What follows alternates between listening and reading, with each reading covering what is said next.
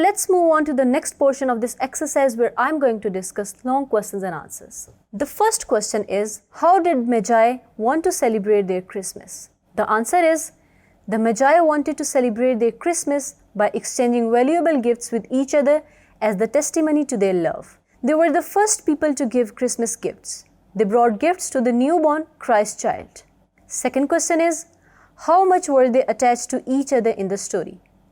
The answer is, in the story, the gift of the Magi, Della and Jim were so attached to each other that they gave away their most precious possessions in order to buy expensive gifts for each other.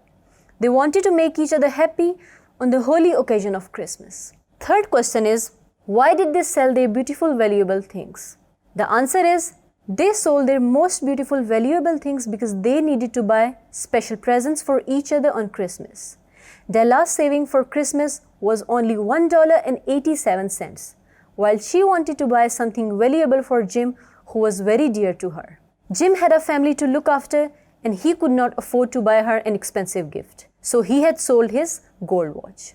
Second last question is, describe the story in your own words. So basically, Della and Jim had profound love for each other and could not think of celebrating Christmas without presenting gifts to each other. Since they were short of money, they sold their most precious possessions in order to buy the presents. While Della sold her long lustrous hair for $20 and bought a gold chain for Jim's watch. Jim sold his expensive gold watch in order to buy combs embellished with jewels for Della. Although the gifts were too good to be put into use, they served as a testimony to prove their worth to each other. Last question is, what is the moral of the story? The story teaches us the lesson that the relationships are more valuable than materialistic things. The act of exchanging gifts with each other on the holy occasions is a beautiful gesture which makes life lovable and worth living. So we are done with the long questions and answers as well. I hope you have understood all these answers. Thank you.